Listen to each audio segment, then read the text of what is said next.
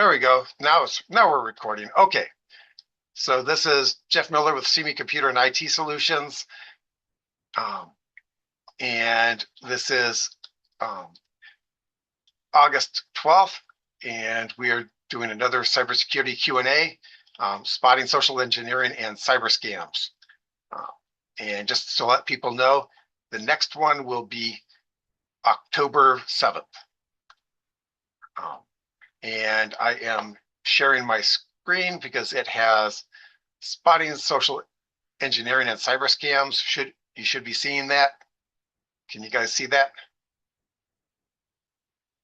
Okay, perfect. Thanks, Nadia. Yes. Okay. And they're saying core rule, do not authenticate the message, authenticate the request using a separate trusted channel. Hello, Moto. So what this means is that whenever you receive a communication that's trying to get you to do something, either call them on a known phone number, go to their website directly, never go through the message that they gave you, either through email, which is most common, although texting is starting to happen, and social media is fairly frequent. In fact, what's happening right now, imposter scams. That's just anyone claiming to be someone else, either a company that you do business with, family member, whatever. And so this is a really broad category. So yes, it's the one that's happening the most because it's the broadest category. More than 1 million reports and about 3.5 billion in reported losses. Texts are happening more and more frequently. Common hooks are fake deliveries, loan applications, bank alerts, and unpaid tolls. I haven't seen unpaid tolls recently, but they were really big about a year ago. But again, do not respond to the text directly. Always call from a known number, not the number that's in the text, not a link that's in the text, because that's how they get you. Social media. 30% of people have reported losing money to a scam in 2025, said it started on social media. So it's becoming more and more popular, I guess, with the bad guys to target people on social media. Investment scams drove the largest losses. Hey, this is a great thing that you need to have. You will die if you don't invest in this. Yeah, no. Anything on social media, always confirm with a trusted source first. Social media is just another outlet that they can use. Just because it's on social media doesn't mean it's a lie, but there's nothing keeping them from lying on it. So that's impersonation and pretexting. Scammer pretends to be a bank, government agency, employer, vendor. This is what almost all of them are. And they give you a story that's designed to create authority, trust, fear, or urgency, and usually some combination of the three. Best defense, verified it independently. Call the organization using a number from the official website, statement, or back of your card. And quite frankly, I would keep a list of phone numbers, because more and more organizations are pulling their phone numbers off of their web pages. So I would, once you know a phone number for a group, keep it. Do not rely on searches for the phone numbers, because there are ways for the bad guys to mess with searches and get themselves listed highest. In fact, that's what can get people if they use something like Siri or Alexa, because there's no way to verify the website, and it just calls the most recent, the most popular one. So basically, if you're using a search, check that too, because I don't trust the searches as much as I trust going to a known website. Phishing and spear phishing. You've probably heard these terms. Phishing is just any email or message, wherever you get it, that is trying to get you to give them information. Usually it's stealing credentials, get you to log into a website. One that happened somewhat recently is you get a party invite and you have to log into your Google or your Amazon or your Microsoft or your Yahoo account. And because they know who has your email, they basically give you the page. So whichever one you use for your email, that's the page that they give you. And if you log into it, they get your login. They immediately log in and send the same scam to all of your contacts. And then if you give them enough time, they'll start trying to get into your bank accounts using that email address. They'll say forgot password, send it to you. So, always be careful about emails that you get. Now, spear phishing is a little bit more difficult. That's where someone actually targets you, not just throws stuff out there.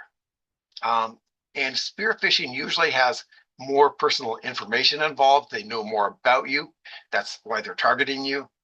So it's the same thing, except that just they're doing it better than just this spray and pray.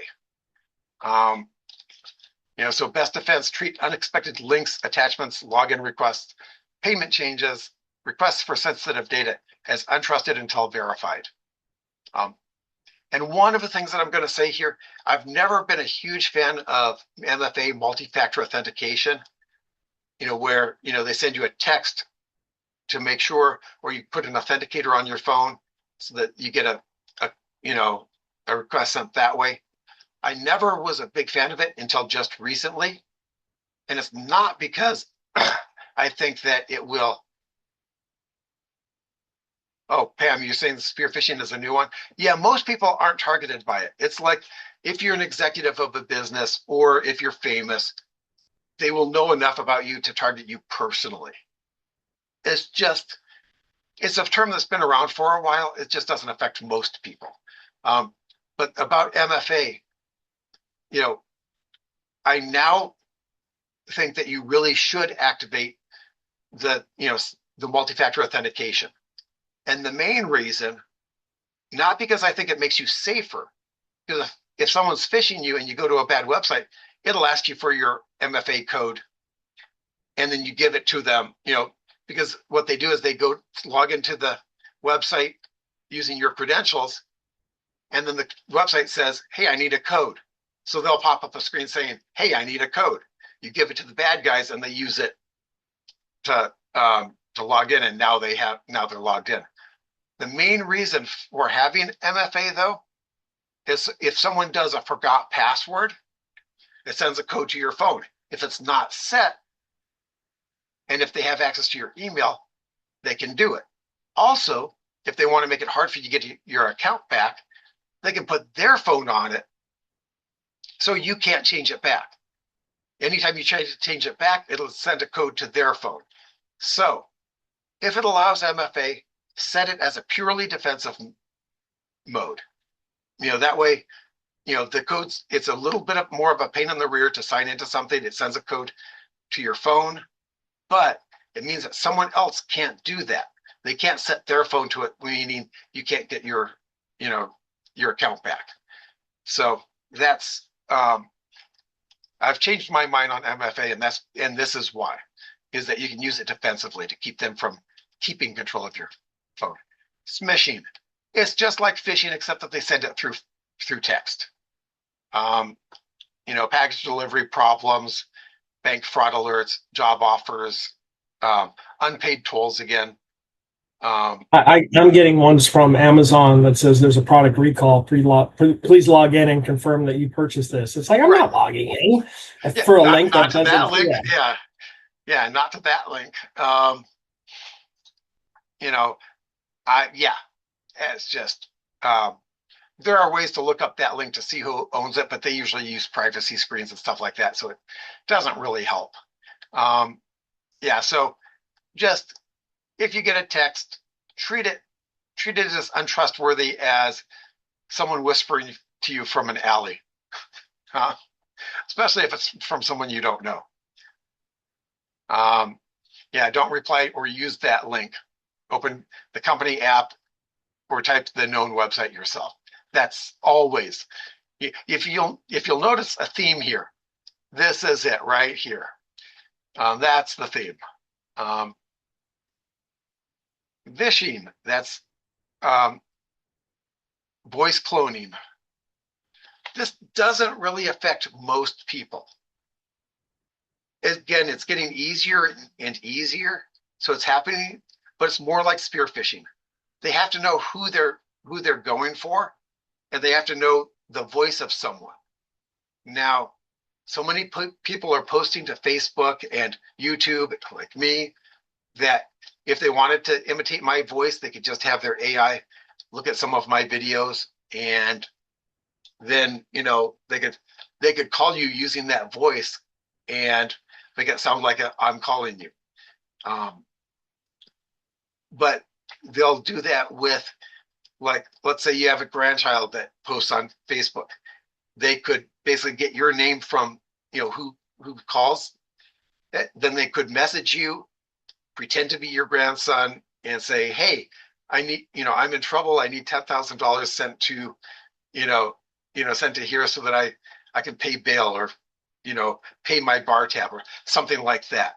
Or I'm stuck at an airport.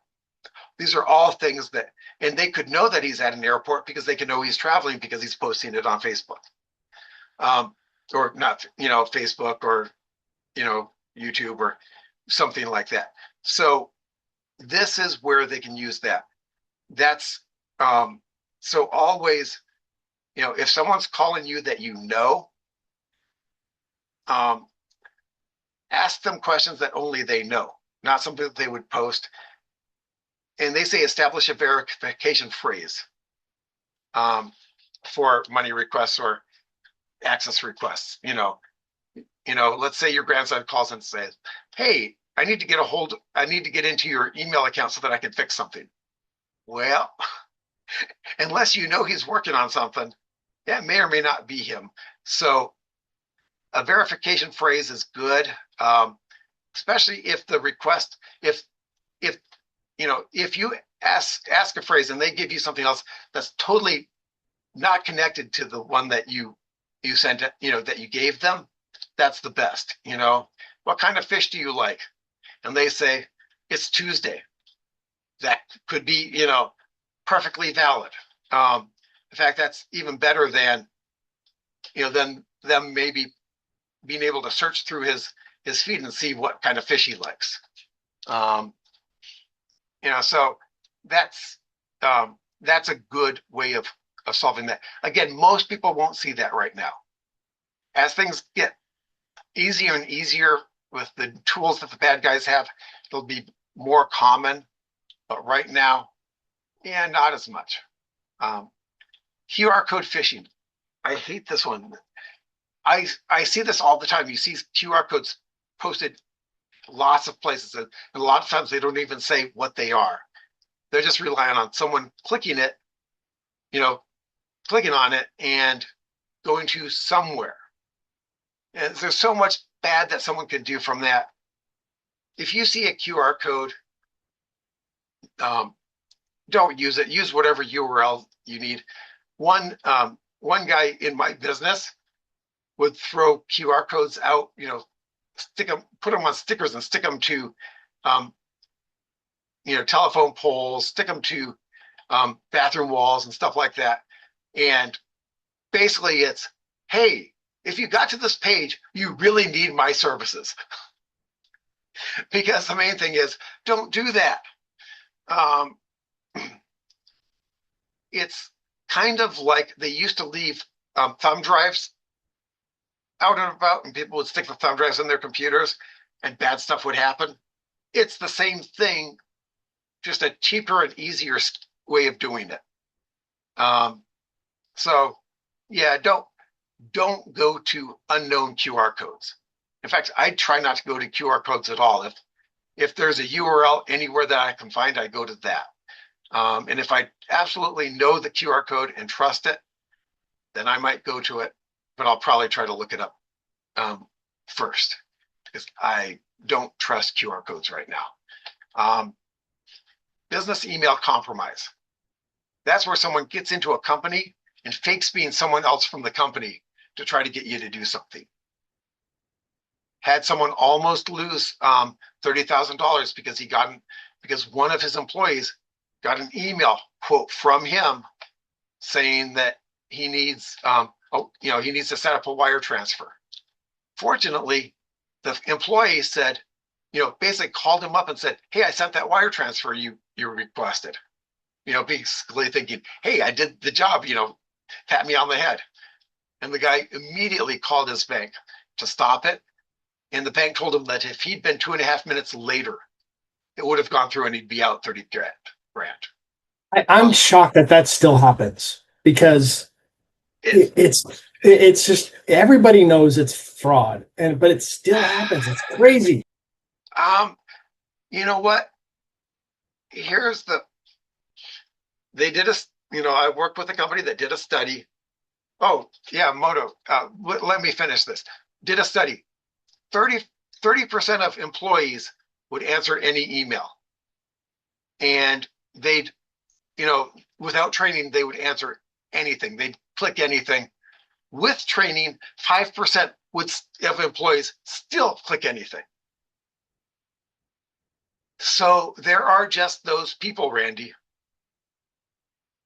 Unfortunately, that's it. There are just those people. And some of them, no amount of training will solve it.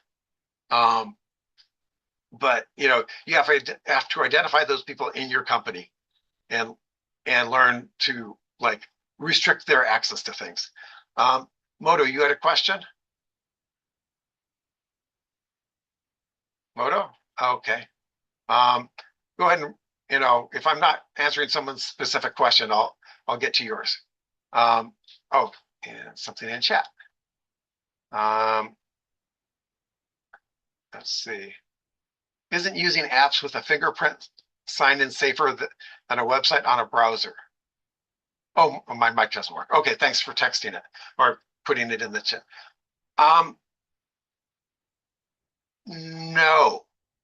And here's why. You use the fingerprint to sign in, and it's not the app that's using the fingerprint, it's your phone. What your phone does is it translates it into what the website uses to sign in. So if you're thinking of transmission, that's it's still intercepting the same stuff if someone's listening to your signal. It does make it so that it's harder for someone else to sign in, if they get your phone or something. So that's a little bit safer that way. But it also means that if you cut your finger, now you can't sign in because it'll look different to the thing. Let's say you burn it and it's bandaged. You're kind of screwed. Another bad thing about using fingerprints or face recognition on your phone, and this is just something that I learned from a police officer, is that they cannot force you to give them a password. However, your fingerprints and your image are public knowledge. So they can look up your fingerprint and image and use that. So if you want to protect from someone gaining slightly legal access to your phone, then don't, if you want to wear the tinfoil hat, don't use the fingerprint. If you want to prevent someone who picked up your phone and might have watched you tap in a code into it, shoulder surfing is what we used to call it, then the fingerprint is great because it'll prevent unauthorized illegal access to your phone. But if you want to wear the tinfoil hat, just always use a code and always make it sure no one can see you do it. So it's two different risks there. I'd rather use the fingerprint. Yeah. Go ahead, Moto. I'll look for your chat. An app safer to use on a website than a browser. Yes, only because if you search for a website on the browser, you could be sent to the wrong website. Or if you typo the website, you might go to the wrong website. The app is always connected.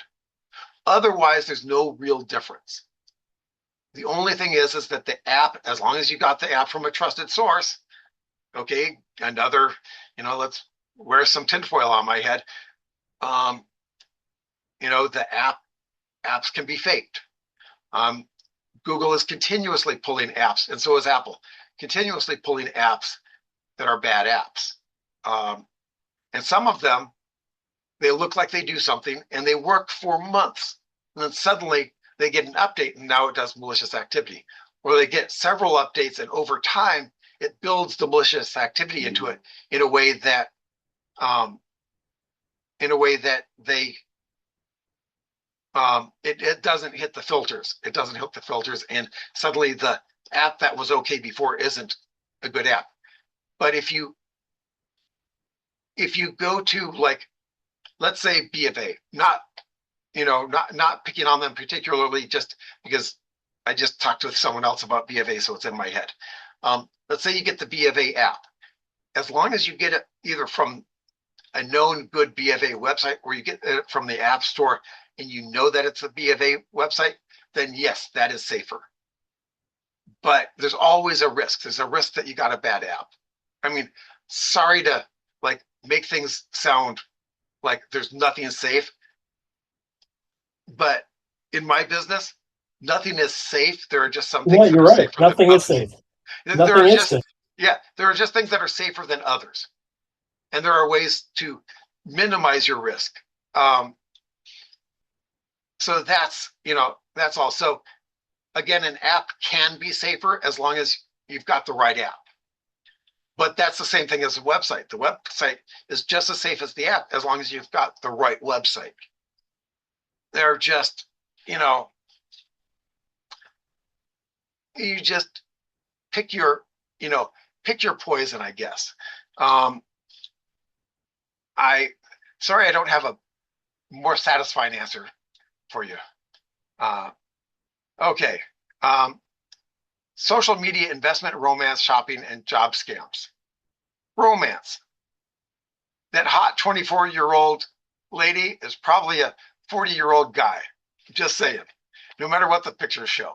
Um, Scammers use fake profiles, ads, groups, testimonials, hacked accounts to build trust. I've known a couple of people whose accounts were hacked and they used that, and they were known for money. So they gave trusted advice. Their accounts got hacked and people were getting advice that wasn't very trustworthy. And it's hard to, one, get your account back. Not extremely hard. It's not the hardest thing in the world, but it is a chore and it takes a while and it gives them time to do stuff. But it's much harder to get your trust back from the people. So always verify, like, hacked accounts happen, bad ads happen, testimonials can be real or fake. If someone has 5 testimonials, chances are real good that that person's 5 friends. I mean, that's, once you get into the hundreds of testimonials, even, over 30, yeah, then they're probably all, the majority of them are probably real. But if there's 5 or less, it's probably the person's friends. So you can't really trust that. Be suspicious of guaranteed returns, urgency, secrecy. Get this now, or you miss out. Secrecy. Don't tell anyone about it. Why don't they want you to tell anyone? Chances are real good because they'll say, "What are you thinking?" Um, never move a conversation off platform when you're doing something like this. That is the number one scammer method. And payments that are difficult to reverse. One, never pay in gift cards, you know, because those are almost impossible to reverse. I say almost impossible because one or two of them actually let you do it, but most of them don't. Um, the next one is MFA fatigue and credential capture. Some people will keep hitting the MFA, they'll keep getting texts asking for it, and some people get tired of it and will um, and will actually click on it to go, yes, it authorized this. I don't know why, but if you're getting that many and you haven't done it, someone's trying to hack you. Um, and like I said, someone got a login prompt that looked right, um, and they got an MFA thing, and they punched that in, and they got owned by that. So never share the one-time code, unless you know that they're going to ask for it. Like I'll call up someone because I'm working on their email, and so they're talking to me on the phone, and I'll say, hey, I'm logging in right now. You're gonna get a code. Let me know, because they already know me. That's fine. Um, it's better if they come into the office and do it themselves, but some people just don't have time to do that. But if someone you don't know asks you to do that, yeah, you know, if you don't know them, that's, you know, that's, no bueno, as they say. Um, and even if I call you or someone who sounds like me, I'm not famous enough that I think people are faking my voice yet. Um, oh, Nadia says, what is MFA? Multi-factor authentication. It's anything else other than password.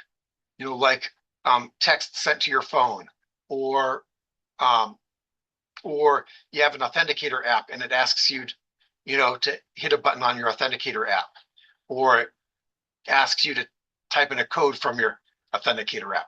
There's so many different ways. There's pass keys, which I'm not a huge fan of, because if you lose the device, you lose access to your account. So, pass keys are plus and minus. You have to basically store them someplace that is, one, hard for the bad guys to get to, but easy for you to get to.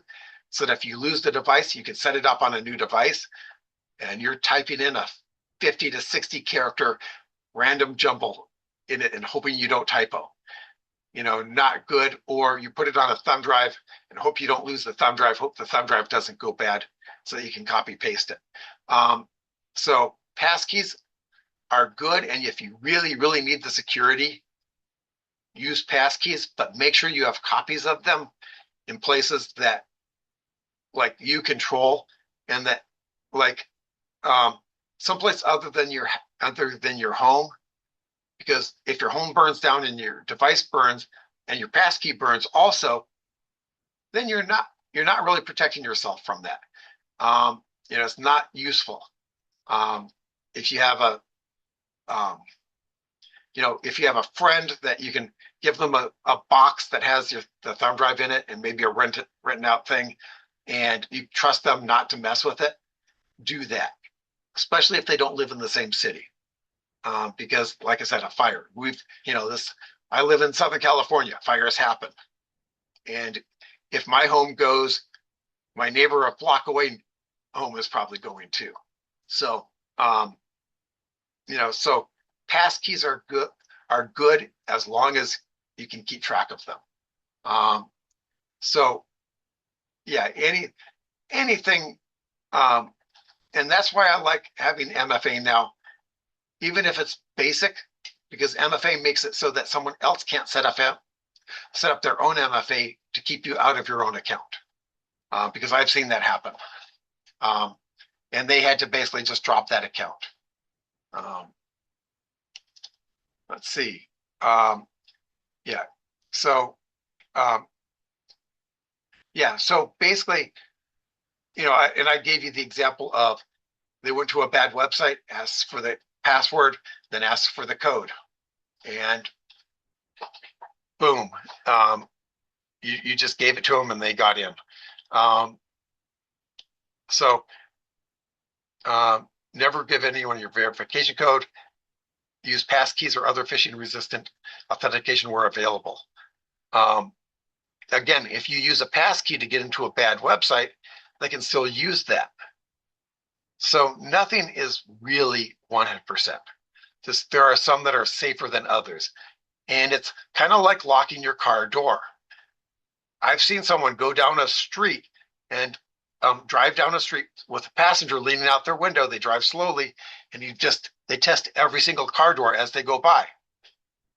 Why did they do this? Because they just keep driving if the car's locked, but if the door opens, they stop and rifle through the car. What? Yeah, can they break into a car even if the door is locked? Yes. It takes time and there's more risk. If they can just top and open the door, they'll do that. So most people will go for the low-hanging fruit. They'll go for the easiest ones to get. So just by putting more barriers means that more of them aren't trying. And 10-second scam check. Is it unexpected? Red flag. Is it urgent or emotional? Again, red flag. You know, if you don't, your PayPal says that your $799 charge is going to go through unless you call them right now. One, if you're buying something from someone on PayPal, are they going to send you an email saying, hey, here's another chance to not pay me? No. So those are never real. But that's sense of urgency. Pay your fast pass charge because you went in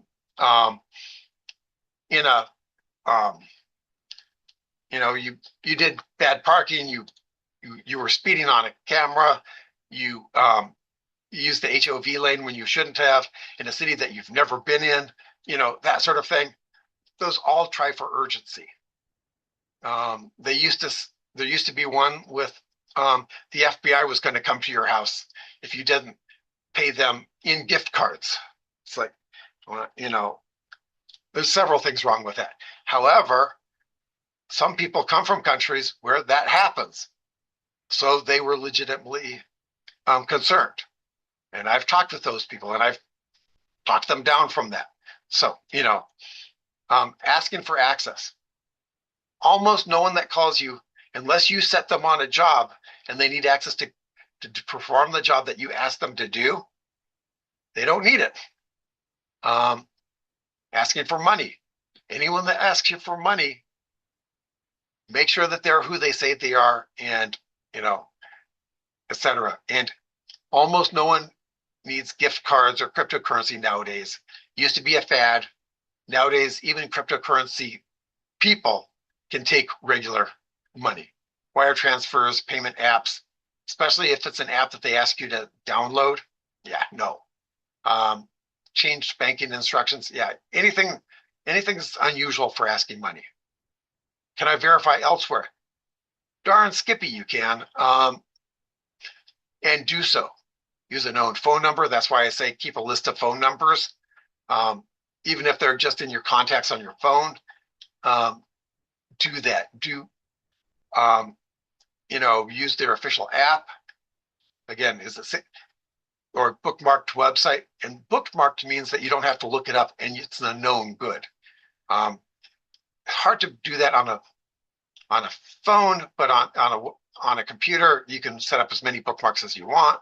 But the official app or bookmarked website, good and bad between the two, they're both better than just clicking on a link in an email. A saved contact. If Joe calls you and needs money, hang up, go to your contacts and call Joe. That's, or a second person.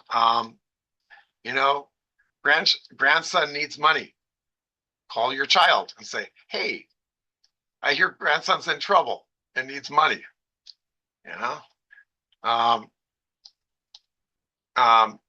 Never verify using contact information supplied in the suspicious message. you know, just that. Anyone who calls you and says, yeah, whatever it is, and they need your social security to verify who you are, well, they called you. They they know who you are. And if they need that, if it's a bank, hang up, call the bank. It might be legit. Some people are, you know, not everyone is a genius. They hire some bozos there, no matter where. So just always call back. Don't give information from a call that comes into you. Always make sure that you initiate that call and go to a known contact, whether it's a call, text, email, website.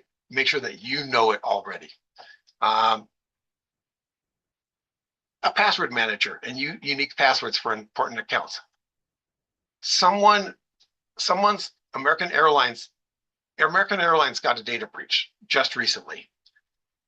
Someone saw his email in there, got his email and his American Airlines password.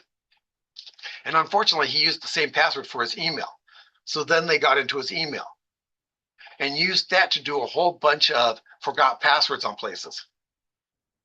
Among other things, he ended up getting 5 Discover cards sent to his house, all in different names. He got the cards because his address is on file, and that's where they sent the cards. But whoever it is also got the numbers off of the cards. So that means that they could have done it, and he had to have Discover just cancel his entire account and work on getting that. So do not reuse passwords. Use different passwords for different things, especially your email. Consider your email to be the keys of the kingdom. That has to be the hardest one to break into. And using MFA for that is perfectly valid because you usually only have to do it once you set up your email on your device. But it keeps someone else from, just even if they get your password, from doing it without you helping them. But a password manager, yes, a password manager can have a data breach and they can give everyone's passwords. But that's more rare than them attacking just like American Airlines and just seeing if, let's try this email and password everywhere. And do they have to know who your bank is? No. Can they try every single bank? Yes. So, so don't reuse passwords and don't have passwords that are just different by a number on the end. That doesn't fool anyone for more than 10 seconds. Turn on MFA. We talked about that. Again, I dislike MFA, but now you need it. Just because it keeps someone else from doing it. It's one more level of, they have to there's another lock on the door that they have to bypass. That's all. And these guys like pass keys. Yes, it is more secure unless you lose it. So, that's the main thing. Passkey is secure unless you lose it. So does it keep people from getting it? Bad people from getting in? Yes. Can it keep you from getting in? Yes. That's, if you need that level of security, just make sure you have a copy of your passkeys somewhere where you can get to it if something bad happens. Update devices and software promptly. Yes, if it asks for an update, do it. In fact, Microsoft just gave out Windows updates yesterday because it's Patch Tuesday, the second Tuesday of the month. And should you do it when it asks? Absolutely. Should you, when you're done with this call, which is what I'm going to do, should you do, Windows Update and ask it for updates? Yes, get them as soon as possible because almost all of the updates are security updates. So when your browser needs an update, and all the browsers have had recent updates Firefox has, Chrome has, and that means Edge has. Edge looks for an update a couple days after Chrome because Edge is written in Chrome. They're the same program. They just have a different look and feel. Use transaction verification. independently confirm payment or bank detail changes before money moves. Always. You know, if they if someone that you do business with regularly and you do bank transfers to them regularly, and if you get a call from them saying that, yeah, their bank account changed, their account number changed. Yeah, call someone over there and make sure that that actually happened. Um, are you likely to be targeted by that? Not really. Is someone who's in the accounts payable department of a big company likely to be targeted by that? Absolutely. In fact, I would bet you that almost all of them have been targeted by that. Um, you know, if your company is big enough to have a nationwide ad on TV, they've almost always been hit by stuff like this in their accounts payable department. It's it's going to happen. Um, Reduce public information on social media that could help an attacker personalize a story. That, like I said, your grandson is traveling. They'll now know that. If he does a lot of videos, they now have his voice, and they'll know what cities he's in, depending on how diligently he updates stuff. All of this stuff can be used, and your own stuff. Um, you know, one. Oh, here's one. Someone with a car that has all kinds of their oops, all kinds of their child's you know information. Like, let's say their kid is in high school and is on the football team, and they have all kinds of football stuff on their car. One, now that they know that they have a child that plays football, and two, that they can use that information. But they also know if there's a big game at your high school, where are you not going to be? You're not going to be at home.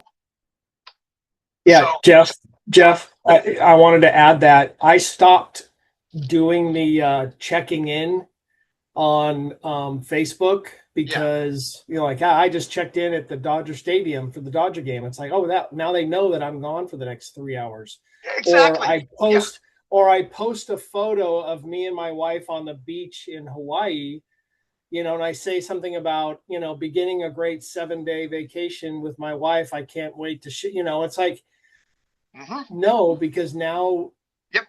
malicious people on Facebook know that you are away for the next 7 days. Yep. I post, and here's the thing: please share because your friends and family love to see what you're doing. But Mm-hmm. share after the fact. Exactly. When you get home, post your photos. I was going When to you say get that. back Yes. from the Dodger game, post how great the game was. Yep. It's yeah. And if Yeah. you really, really want someone to know right away, Facebook has Messenger. Facebook has, you can send a private message. Let them know. You can do that. But yeah, don't post it. Don't post it in real time for everyone to see. Um, you can even set a post to post later and just post it for when you'll be back or something like that. I know someone who writes cartoons. Um, and she has a young daughter. Well, she had one. She she makes sure that everything she posts is 7 years after the fact. Her daughter was 7 years old before she wrote a comic about giving birth because they don't want anything on there. I know someone who posts family photos, and their daughter. They always make sure that her that again it's a daughter because you have to be more careful there. That their daughter's back is to the camera. Why? Duh. You know. It's just because there are scumbags out there. Um, you know, Someone else always, has the daughter wear a mask on photos or on YouTube. Actually, they post on YouTube. Why? Protection. And again, yes, never real time. I just, I think that that's absolutely the worst thing that you could do it. I mean, I might do something in real time as a, hey, I just found this out, you know, But I can't do it for my clients because what if there's something in that video that identifies the client? Then I tell people that this client had a problem. I might have told them that I fixed it, but it doesn't help their reputation. It doesn't mean that someone else might, someone who really knows what they're doing will go, oh, they had this problem and he did a fix. It's probably this fix.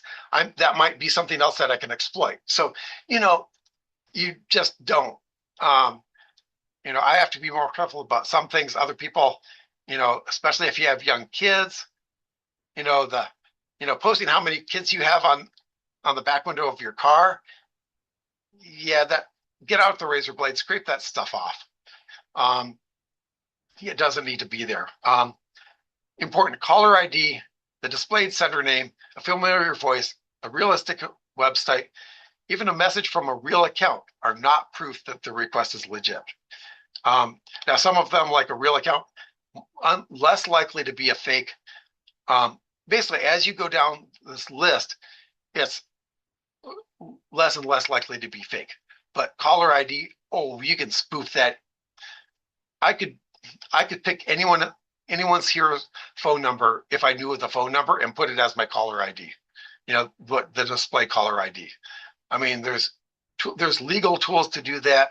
They're a little bit harder to use. There's illegal tools that don't have as many checks and balances. The legal tools will actually call you right away and say, hey, punch in this code, because that way they know that it's a phone number that you actually have access to. But all of these are not always called back if it's something important, like your money or your information. If you think you've been scammed, contact your bank, card issuer, payment service, financial institution. I just had someone today, they brought it in a while ago. They just picked up their computer. They got, their computer got messed up with viruses. Now, do we know that they got the bank information? No. Did I have them contact their bank and put a watch on their account? Yes. Did I have them change their passwords? Yes. Why? Because why take the chance?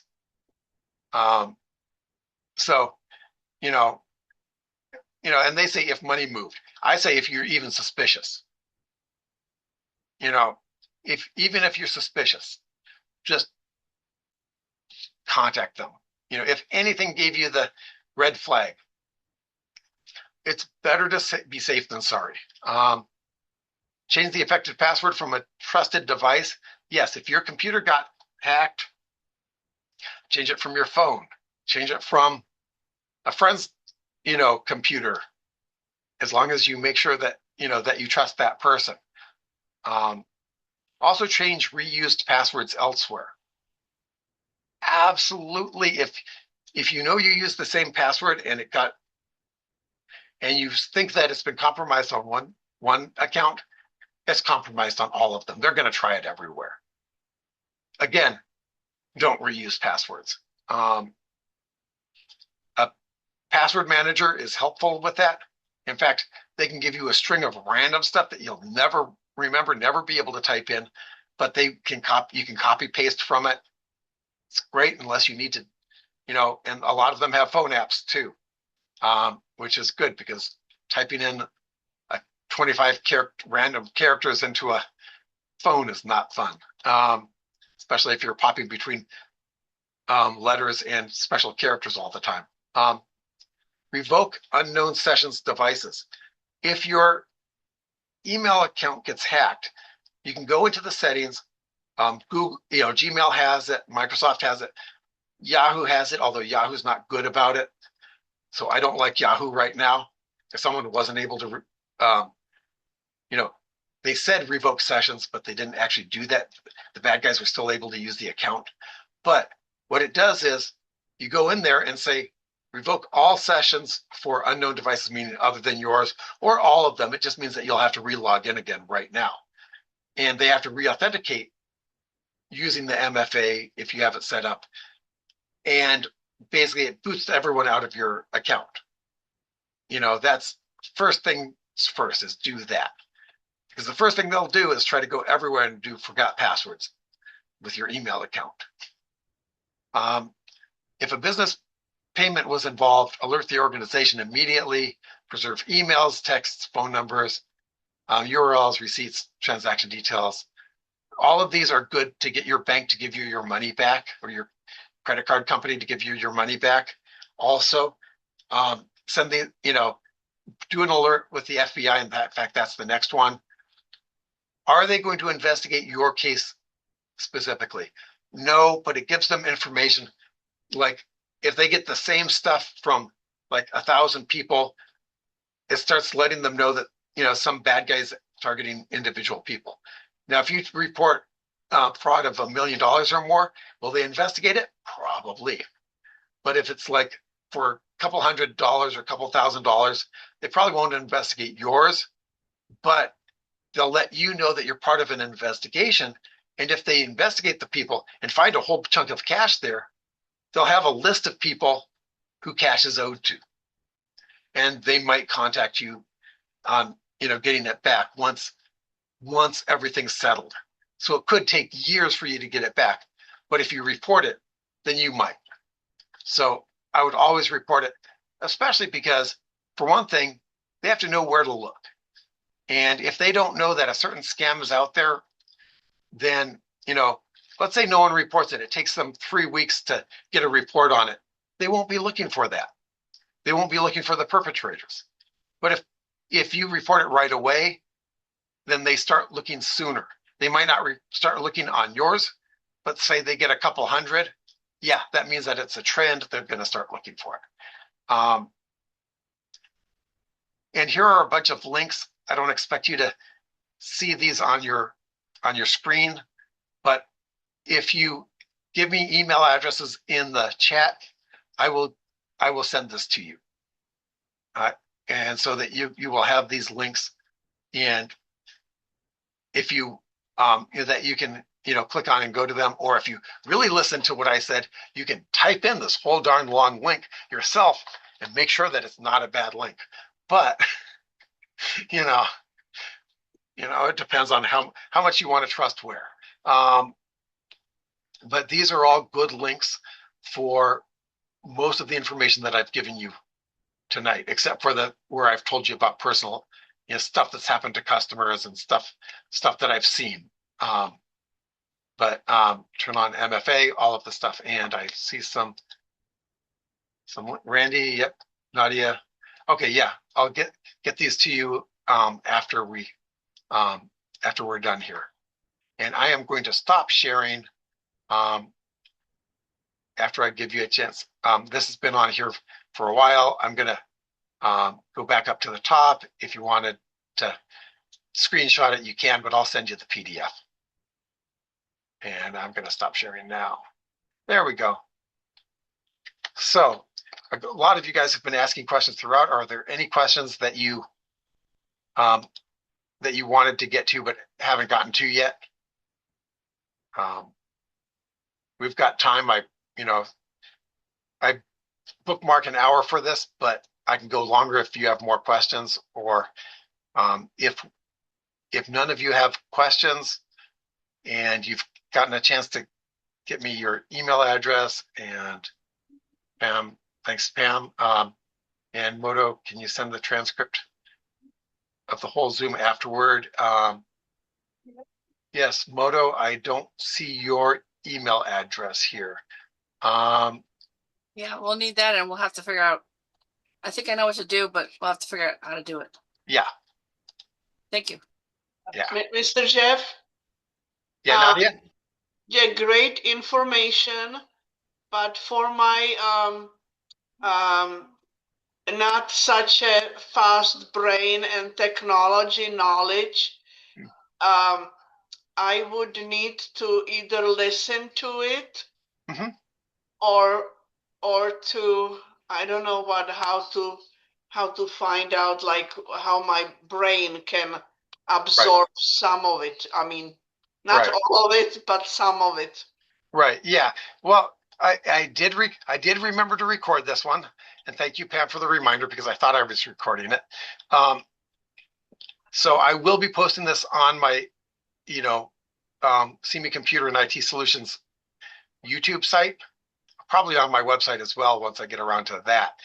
But I will also send this PDF with these links to it. And this PDF did a pretty good job, and it's AI generated. I mean, formatting it and all of this stuff would have been a pain, but but AI does a good job, does good research, and does good formatting. You just can't let it be the end all be all. But if you go with what I said about it, none of this stuff is bad information. So there's nothing on here that you shouldn't use or shouldn't think about. So it did a pretty good job. It took a couple of prompts to get it to here so that it would have the information that I thought people needed. And Moto, you can call us at the phone number that Pam gave you. Also, you can email me at jeff@simit.com. That's SIMIIT.com. And Jeff is JEFF, like you see on the screen here. I think if that's good, and Nadia, if you ever have any questions, you have my phone number. Just give me a call. Yes. If something doesn't look right, call me. I'll give you a, yes, no, maybe on it. If it's something that I know is bad, I'll tell you. If it's something that I know is good, which is rarer, I'll usually give you some form of maybe and ways to check. So, okay. I will look at giving people the transcript, and I will send this file to those who gave me an email. And give people a minute if they want to copy the chat. Yes. And if you have a question on how to do that, we can guide you to that. Yeah. Basically, if you go up at the top of the three dots at the upper right of this chat, you can do save chat. Yeah. In fact, triple dots somewhere. What's that? No idea where any triple dots are. Oh, if you go into the chat for this. If she's on a phone, it doesn't work. Oh, it might not be on your phone. It might. Don't know. Yeah, if it's on your computer, that's definitely how you do it. But in any case, I'll get you that PDF because that has most of what I talked about tonight. So. Okay, appreciate that. Oh, for sure. And let's see, stuff just came in. Okay. So I will see you guys possibly in October 7th, unless you give me a call before then. And like I said, I'm always willing to answer questions, basically because I want to make it as hard for the bad guys as possible. Good night, folks.